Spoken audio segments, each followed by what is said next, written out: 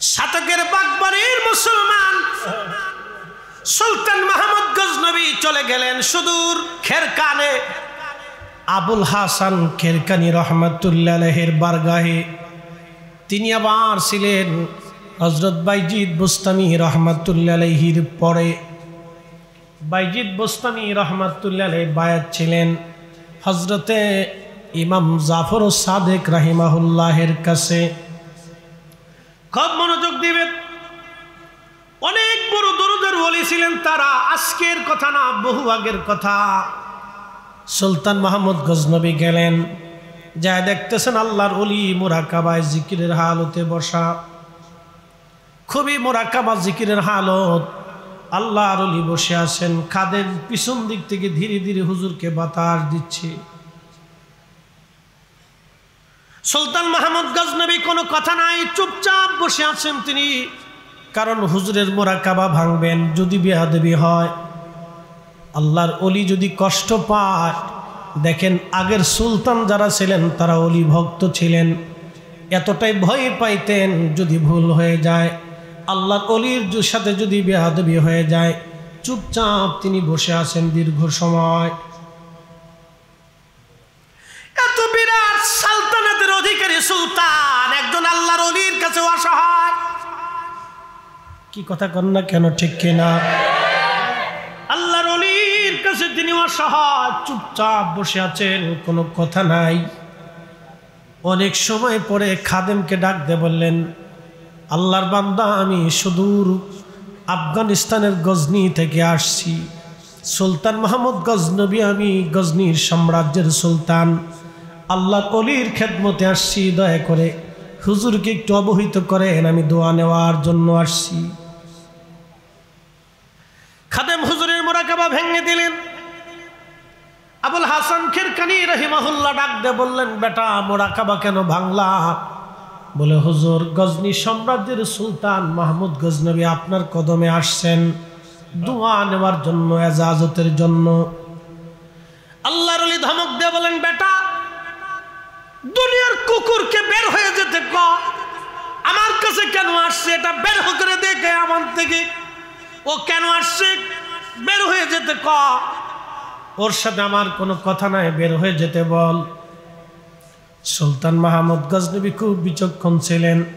সামনে এসে আস্তে করে হুজুরের সামনে আদবের সাথে বসে যায়, বললেন, হুজুর ক্ষমা করে দিবেন, আমি আপনার কাছে দোয়ার জন্য আসছি।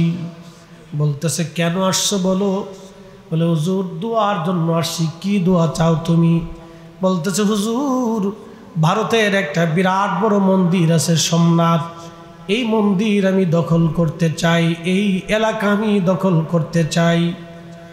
আল্লাহর ওলি বললেন, বেটা তুমি এই মন্দির দিয়ে কি করবা? কেন তুমি দখল করতে যাবা? কারণ কি? তোমার কি প্রয়োজনে পড়ছে?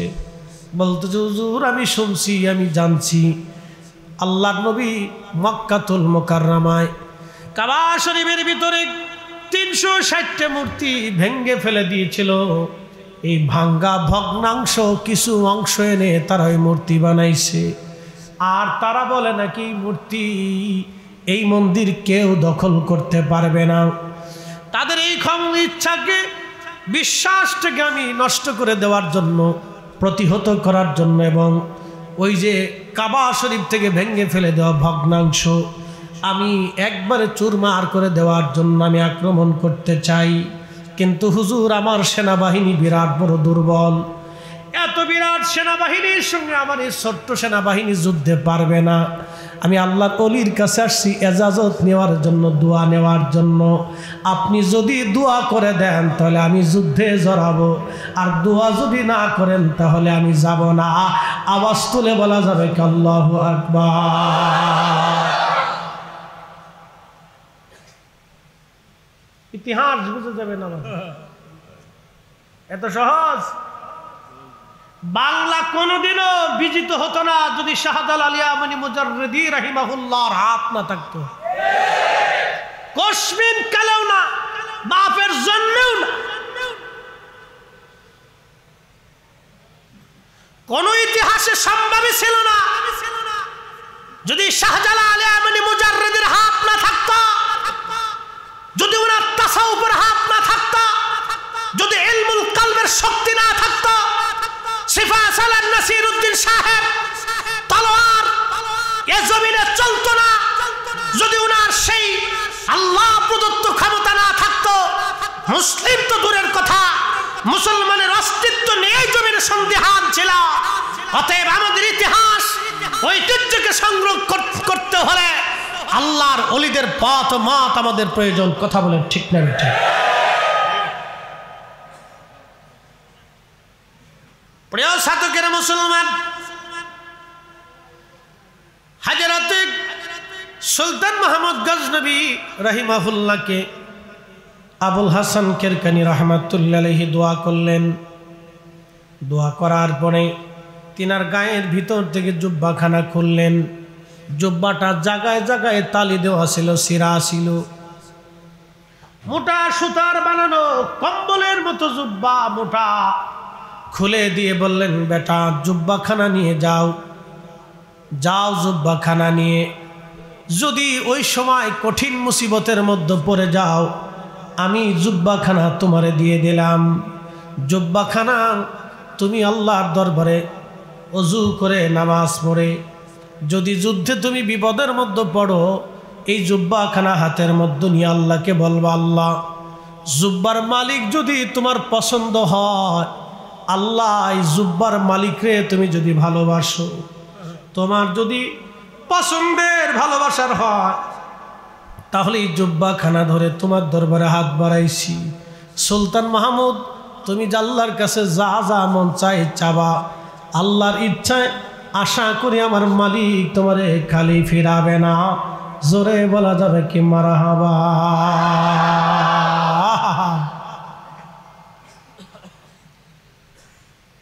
উসিলা উসিলা, এরা আবার বলে উসিলাই শিরিক। বুঝছেন? উসিলা শিরিক। তাদের যুক্তি হলো, গরু যিনি বেচেন তিনি বিক্রেতা, যিনি গরু কিনেন তিনি ক্রেতা, মাঝখানে যিনি সমন্বয় করেন তিনি দালাল।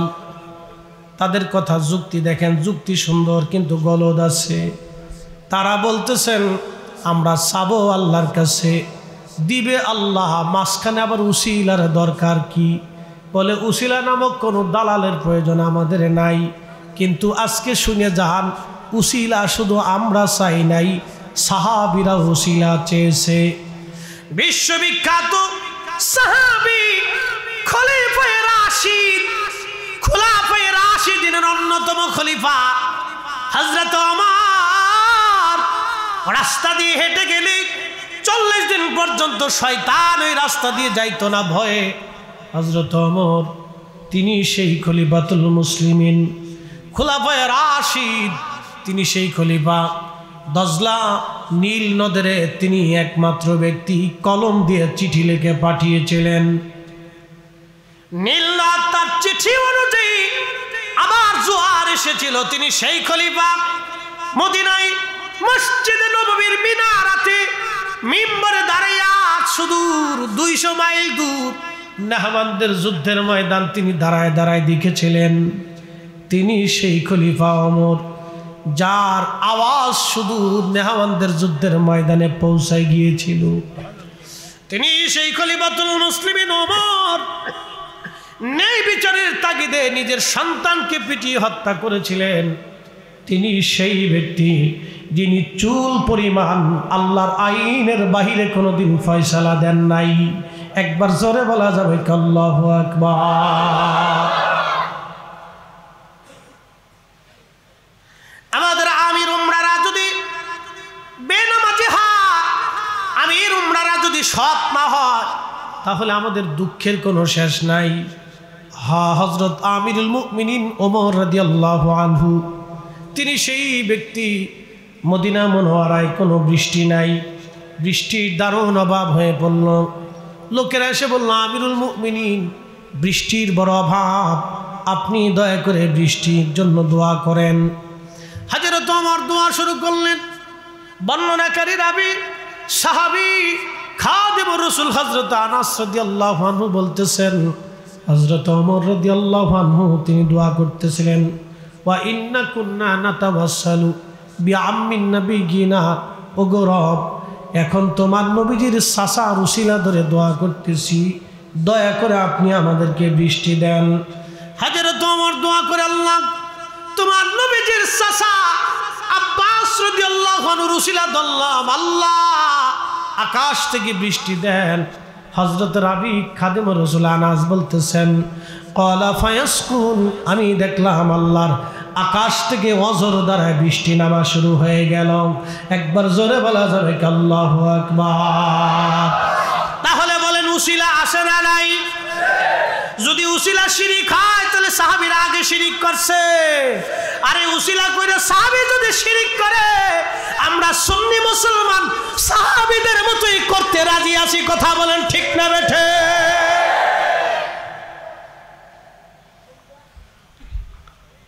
এই ওলি আল্লাহর বাংলাদেশ, শহীদ গাজীর বাংলাদেশ, রহম করো আল্লাহ, রহম করো আল্লাহ। শাহজালালের বাংলাদেশ, শাহপরানের বাংলাদেশ, রহম করো আল্লাহ, রহম করো আল্লাহ। হযরত আবুল হাসান খিরকানি জুব্বা দিয়ে দিলেন। সুলতান মাহমুদ গজনবী সুদূর গজনি থেকে ভারতে এসে সোমনাথ আক্রমণ করলেন। বুঝতে পারতেছেন কত কঠিন যুদ্ধ। সনাতন বাহিনী তৎকালীন সময়কার বিরাট বড় ভারতীয় সেনা, লক্ষ লক্ষ সৈন্যরা জীবন দিয়ে যুদ্ধ করতেছে। তারা তাদের স্থাপনা, তাদের মন্দির রক্ষা করার জন্য যুদ্ধ চলে। আর সুলতান মাহমুদ গজনবীর বক্তব্য হলো, কাবা শরীফ থেকে আমার নবীজি যেই মূর্তি ভেঙে ফেলে দিয়েছে, এই মূর্তি কোথাও পৃথিবীতে আমরা বসতে দেব না। কঠিন যুদ্ধ, মাসের পর মাস, জীবনের পর জীবন, রক্তের পর রক্ত পড়ে যাচ্ছে। কঠিন জিহাদে এক পর্যায়ে সুলতান মাহমুদ গজনবীর সেনা প্রধান এসে বললেন, সুলতান, মন বলতেছে যুদ্ধের ময়দানে টিকে থাকা সম্ভব না। আমরা অল্প সৈন্য দিয়ে এত বড় বাহিনীর সঙ্গে লড়াই সম্ভব হচ্ছে না। আমাদের সৈন্যদের মনোবল ঝিমিয়ে গেছে। মন বলতেছে এই বছর আমাদের সৈন্য ফিরে যেতে হবে। সুলতান মাহমুদ যুদ্ধের দিক নির্দেশনা দিয়ে তিনি চলে গেলেন তাঁবুর ভিতরে, ওযু করলেন, 2 রাকাত নামাজ পড়লেন। আল্লাহর কোরআন বলতেছে, ইয়া আইয়ুহাল্লাযীনা আমানুস্তাঈনু বিস-সাবরি ওয়াস-সালাহ।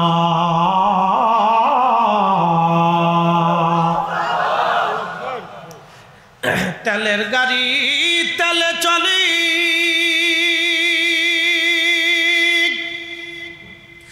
হাওয়ার গাড়ি হাওয়ায় উড়ে, তেলের গাড়ি তেলে চলে,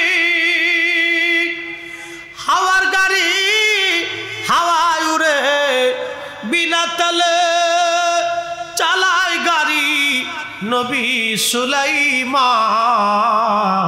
আমরা সেই মুসলমান, আমরা সেই মুসলমান, ঠিক কিনা? আমরা তো সেই মুসলিম। আমাদের কবির সুলতানে বাংলা যাই নামাজ বিছাইয়া সুরমা নদী পার হয়ে গেল। পানিও ডুবায় না, পানিতেও ধরে না, পানিও ডুবায় না, পানি তারা বাধ্য হয়ে গেল। হা, কি করে তাদের অবদান আপনি ভুলে যাবেন? আজ কি করে তাদের অবদান ভুলে যাবেন? হা, মাথায় যদি ময়লা লাগে মাথা ধুয়ে ফেলতে হয়, মাথার চুলে উকুন ঢুকলে উকুন ফেলতে হয়, মাথা কেটে ফেলতে হয় না। গায়ের জুব্বায় যদি ময়লা লাগে এই জুব্বা কেটে ফেলে দিবেন না, আপনি ময়লা পরিষ্কার করে ফেলবেন। আল্লাহর ওলিদের কিছু কিছু মাজারে বেশরীয় কর্মকাণ্ড হয়, সেটা আমরা দেখব, পরিষ্কার করা লাগবে। তাই বলে মাজার ভাঙতে দেব না। কথা কোন ঠিক কিনা? পরিষ্কার করতে হবে। ভাঙ্গার অনুমতি দেওয়া যাবে না। কারণ আজকে ছোটগুলি ভাঙ্গা শুরু করছে, কালকে বড়টায় হাত দেবে তারা, তখন সারা দেশে বিশৃঙ্খলা লাগবে, অশান্তি যুদ্ধ বিগ্রহ লেগে যাবে, মারামারি দাঙ্গা হাঙ্গামা লেগে যাবে, রক্তপাত হবে, মানুষ মার্ডার হবে। এগুলি অনুমোদন দেওয়া যাবে না। বর্তমান প্রশাসককে আমি বলবো, তারা বাংলাদেশে অশান্তি বিশৃঙ্খলা সৃষ্টি করতে যারা চায়, দ্রুত গতিতে তাদের আইনের আওতায় আনেন, নতুবা আমার দেশের এই সুন্দর সমাজ তারা নষ্ট করে দেবে। কথা বলেন ঠিক কিনা?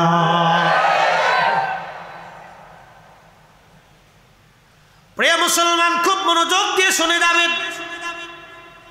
হাজির সুলতান মাহমুদ গজনবী নামাজে দাঁড়িয়ে গেলেন, নামাজ শেষ, জুব্বা খানা হাতে নিয়ে আল্লাহর দরবারে হাত বাড়াইলেন। আমার কোরআনে আল্লাহ বলেন, কোরআন বলতেছি, আইয়ুহাল্লাযীনা আমানুস্তাঈনু বিস-সাবরি ওয়াস-সালাহ।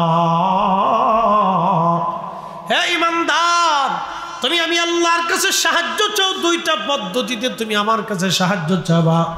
এক নম্বর পদ্ধতি হলো তুমি সালাতের মাধ্যমে সাহায্য চাবা। বিপদের মধ্যে পড়ে গেছো, মুসিবতের মধ্যে পড়ে গেছো, তুমি নামাজে দাঁড়াও, নামাজে দাঁড়াইয়া নামাজ শেষ করিয়া তুমি আল্লাহর দরবারে হাত বাড়াও। আজকে যারা নামাজের পরে দোয়া করতে দিতে চায় না, তারাই হলো শয়তানের দালাল। ঠিক কিনা? কোরআন বলতেছে নামাজ পড়ে তুমি আল্লাহর সাহায্য চাও। কোরআন বলতেছে নামাজ শেষ করে সালাতের মাধ্যমে তুমি সাহায্য চাও আল্লাহর কাছে। আর সে আমাকে বেদাতি বানিয়ে ফেলছে।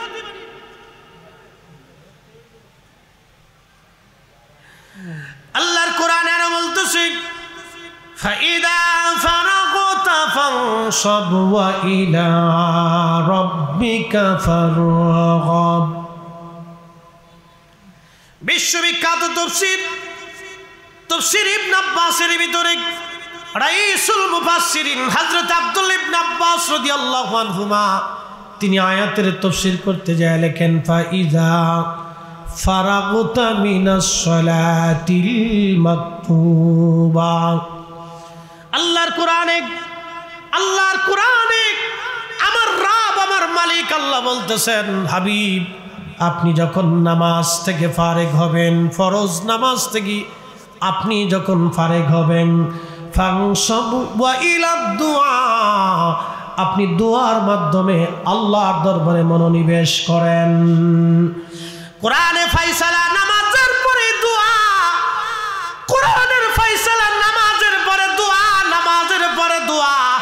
পৃথিবীতে যত ঘটনা ঘটছে, ইমাম হুসাইন রাদিয়াল্লাহু আনহু কারবালায় শহীদ হবেন, সীমারকে ডাক দিয়ে বলেন, সীমার একটু সময় দিবা, 2 রাকাত নামাজ আমি পড়ব। তিনি নামাজে দাঁড়ায় গেলেন, রক্ত ঝরতেছিল, এই অবস্থায় নামাজ পড়তেছেন। রক্ত ঝরা অবস্থায় তিনি নামাজে দাঁড়িয়ে গেছেন।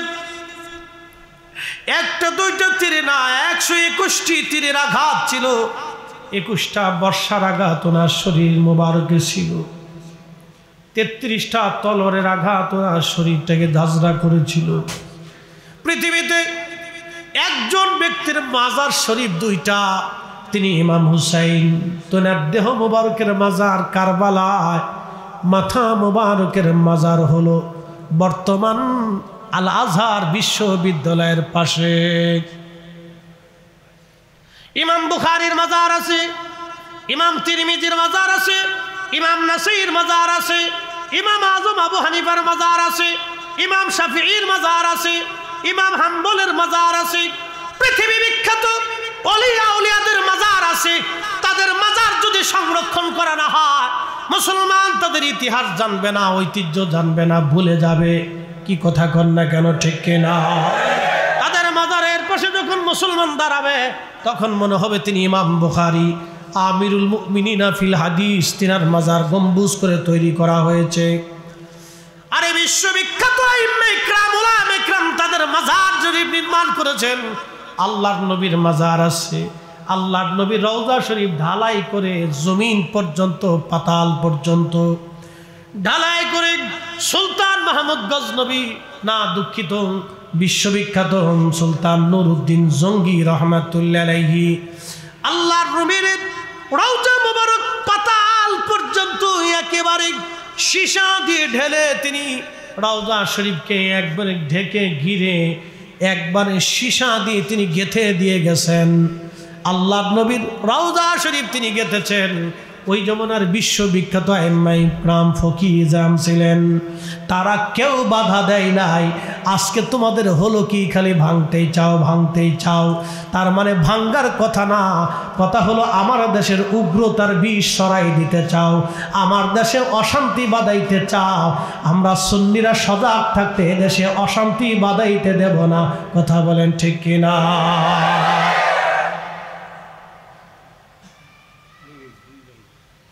এগুলো এক ধরনের বিশৃঙ্খলা সৃষ্টি করে, অন্য কিছু না। যার যার কাজ শেষে করেন, কোনো অসুবিধা নাই।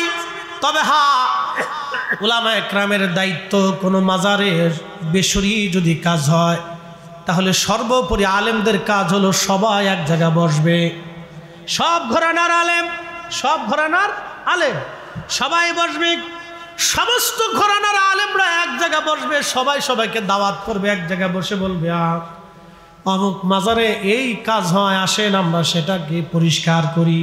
সেই জন্য তারা তাদের কমিটিকে ডাকবে, এক জায়গায় বসাবে, বসাইয়া তাদেরকে সুন্দর করে পরামর্শ দিয়া মাজার থেকে বেসরকারি কাজগুলি সরাই দেওয়া এটা আলেমদের দায়িত্ব। মারামারি কাটাকাটি বাধাই দেওয়া আলেমের কাজ না। কি কথা বলেন ঠিক কিনা? আমাদের কাজ না, আমাদের কাজ হচ্ছে ঝামেলা মীমাংসা করা। ঝামেলাকে মিটিয়ে দেওয়া হচ্ছে আলেমদের কাজ, বেজাল বাঁধানো আলেমদের কাজ না, মিটিয়ে দেওয়াটা আমাদের কাজ। মনে রাখবে তো মুহতারাম, খুব মনোযোগ দিয়ে। সালাতের মাধ্যমে তিনি আল্লাহর সাহায্য চাইলেন। আমাদের কাজ হলো সালাতের মাধ্যমে আল্লাহর সাহায্য কামনা করা। একবার জোরে বলা যাবে কি মারহাবা? আল্লাহুম্মা সাল্লি আলা সাইয়্যিদিনা মাওলানা মুহাম্মদ ওয়া আলা আলি সাইয়্যিদিনা।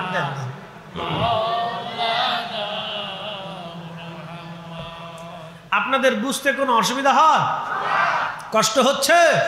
তাহলে একসাথে আবার বলি তো আল্লাহু আকবার। না আরো বুলন্দ আওয়াজে বলি আল্লাহু আকবার।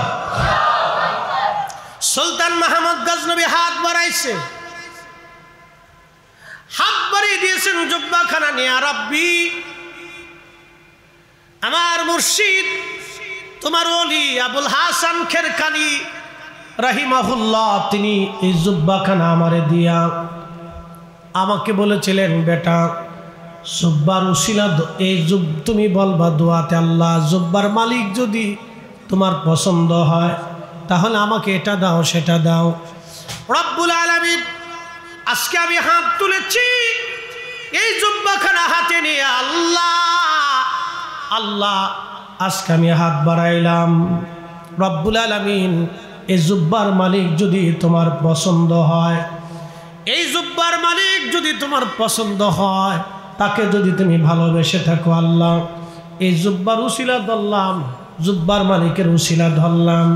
আজকে আমি সুলতান মাহমুদ গজনবী এবং মুসলমানদেরকে পরাজিত করিও না আল্লাহ, শরম দিও না, আজকে বিজয় দিয়ে দাও। আজকে সোমনাথে আমাদের বিজয় দাও, পরাজয় দিও না আল্লাহ।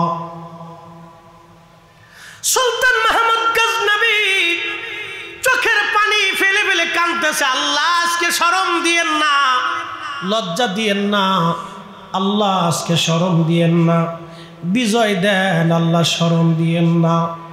এইভাবে তিনি কান্না করতেছিলেন, দীর্ঘ সময় তিনি কান্না করলেন, দোয়া করতে লাগলেন। সেনা প্রধান এসে দৌড়ায় বলল, হুজুর সুখের সংবাদ আছে, যুদ্ধের মোড় ঘুরে গেছে, সোমনাথের সিংহ দরজা আমরা দখল করেছি, ভেঙে ফেলেছি, আমাদের বিজয় দ্বার প্রান্তে। একবার জোরে বলা যাবে আল্লাহু আকবার, চিৎকার মেরে বলেন আল্লাহু আকবার।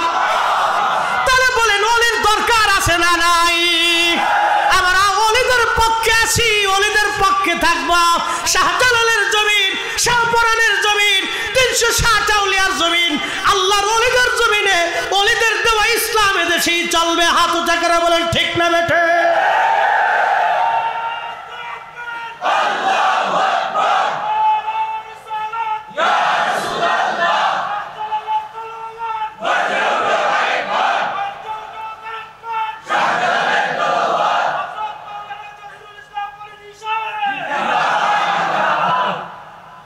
প্রিয় সাধকের মুসলমান, বিজয় হয়ে গেল, মুসলমান চলে গেলেন। রাত্রিবেলা সুলতান মাহমুদ গজনবী নিজের তাঁবুর মধ্যে ঘুমিয়ে পড়েছেন, স্বপ্ন দেখতেছেন। আল্লাহর ওলি হযরত আবুল হাসান খেরকানি রহমাতুল্লাহ আলাইহি স্বপ্নে আসলেন। এসে বলতেছে, সুলতান মাহমুদ গজনবী, বলো আমার জুব্বা তুমি কোন দামে বিক্রি করলা? তুমি যে জুব্বা বেচছো, কোন দামে বেচছো? দাম কি দাম পাইছো? কি দামে তুমি জুব্বা বিক্রি করলা? সুলতান মাহমুদ গজনবী ডেকে বলতেছে, হুজুর, জুব্বা আমি জুব্বার উসিলা ধরে আজকে সম্রাট বিজয়ের দোয়া করেছিলাম, আল্লাহ বিজয় দান করেছেন। সুলতান মাহমুদকে আবুল হাসান খেরকানি রহমাতুল্লাহ আলাইহি বললেন, বেটা বড় ভুল করে ফেলছো, এত কম দামে কেন আমার জুব্বা তুমি বিক্রি করলা? কারণ কি? আরে সুলতান, বিজয় না চাইয়া তুমি যদি আল্লাহর কাছে বলতে, আল্লাহ সোমনাথে যত বিধর্মী আছে সবাইরে তুমি আজকে মুসলমান বানায় দাও, তোমার বাকি যুদ্ধ করা লাগতো না, আজকে সারা এলাকায় মুসলমান আল্লাহ বানাই দিতেন। একসাথে যারা বলেন আল্লাহু আকবার। তাহলে অলির দরকার আছে না নাই? অলি লাগবে কিনা? অলির পক্ষে আসি কিনা? আপনি থাকলেও আল্লাহর অলি, না থাকলেও আল্লাহর অলি। বাংলাদেশের সব মানুষ যদি চেষ্টা করে, আমি মনে করি আল্লাহর অলি শাহজালাল ইয়ামানি মুজাররিদের মাজার আল্লাহ নিজে রক্ষা করবে। আমরা না পারলেও আল্লাহ নিজে রক্ষা করবে। প্রিয় মুসলমান, খুবই মনোযোগ দিয়ে কথাগুলি শুনে যাবে না। এই জন্য আমাদেরকে আল্লাহর ওলিদের পথের পথিক হওয়া লাগবে। তাদের পথের পথিক যদি আমরা হতে পারি, জীবন আমাদের ধন্য হয়ে যাবে, জীবন আমাদের বুলন্দ হবে। এই উপমহাদেশের অন্ধে অন্ধে ইসলামের সুমহান বাণী ছড়িয়েছেন তিনারা সুফিরা। সুফি যদি না হতো এই জমিনে ইসলামের অস্তিত্ব খুঁজে পাওয়া মুশকিল ছিল। সুফিদের বিরাট বড় অবদান। অতএব কথায় কথায় বেদাতি ভণ্ড বলে গালি দেওয়া, এইগুলি হলো শয়তানের প্ররোচনা। কথা বলেন ঠিক কিনা? কথায় কথায় ভণ্ড, কথায় কথায় বেদাতি, কি কথা বলেন ঠিক কিনা? কথায় কথায় ভণ্ড, কথায় কথায় বেদাতি। প্রিয় উপস্থিতি, হ্যাঁ, আমরা নির্মল ইসলামের ছায়াতলে আসছি। তেনাদের বিরাট বড় অবদান, আমরা তাদের ভুলব না। তাদের জিয়ারত আমাদের দরকার, কিন্তু সেই জিয়ারতটা আমরা সুন্নত পদ্ধতিতে শরীয়তের আইন মোতাবেক আমরা করব। যদি শরীয়তের আইনে রেখে তাদের জিয়ারত আমরা করি, তাহলে তারাও খুশি হবে, আল্লাহও খুশি হবে। আমরা শরীয়তের বাহিরে যাব না, সুন্দর পদ্ধতিতে আমরা সুন্নত তরিকা অনুযায়ী তাদের জিয়ারতে যাব, তাদের সাক্ষাৎ করব, তাদের জন্য দোয়া করব। আল্লাহ আমাদের প্রত্যেকের তৌফিক দান করুন, জোরে বলেন আমিন। আল্লাহুম্মা সাল্লি আলা, হ্যাঁ জবান খোলে,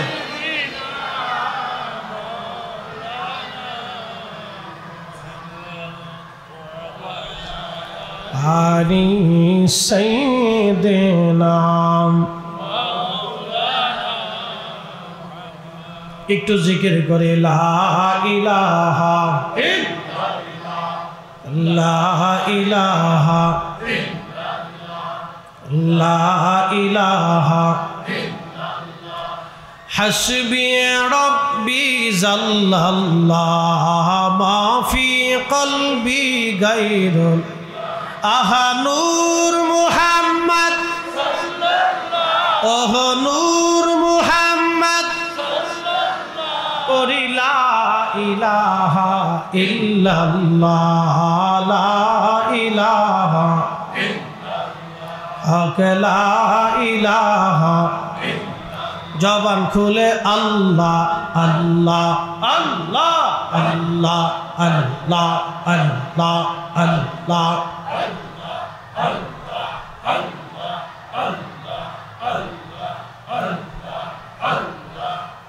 বোঝ পাগলা রে ডুবলো বেলা দেখনা চাহিয়া আল্লাহ আল্লাহ আল্লাহ আল্লাহ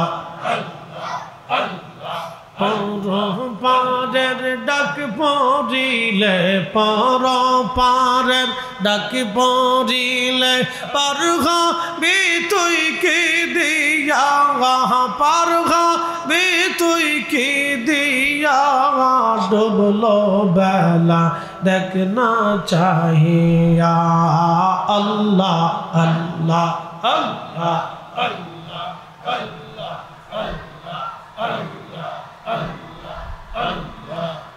বোঝ পাগলা রে ডুবলো বেলা দেখনা চাহিয়া আল্লাহ আল্লাহ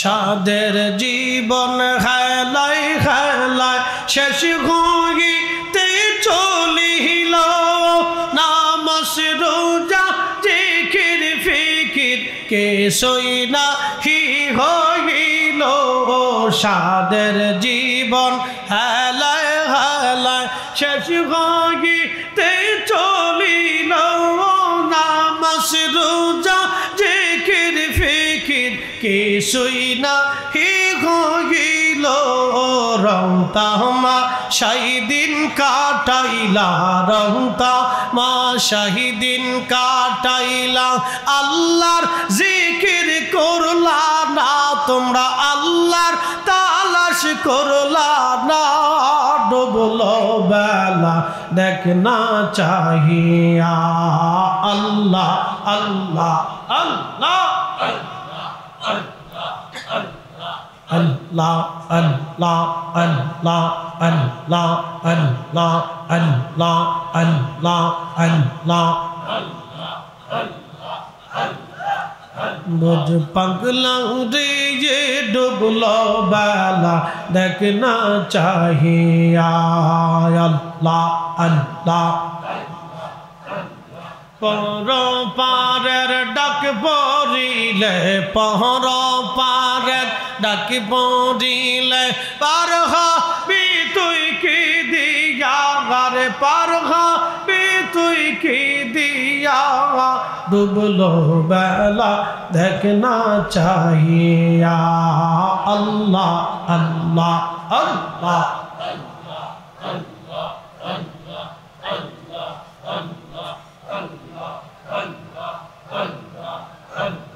নবীর কালেমা নামাজ রোজা পথের সম্বল করিয়া সামনে চল রে আবুজ মনে রে আল্লাহ আল্লাহ বলিয়া নবীর কালেমা নামাজ রোজা পথের সম্বল করিয়া সামনে চল রে আবুজ মনে রে আল্লাহ আল্লাহ বলিয়া আল্লাহ বিনে নাই রে ও পায় রসুল বিনে নাই রে গতি দেখছো নিমন ভাবিয়া দেখছো নিমন ভাবিয়া ডুবলো বেলা দেখনা চাহিয়া আল্লাহ আল্লাহ আল্লাহ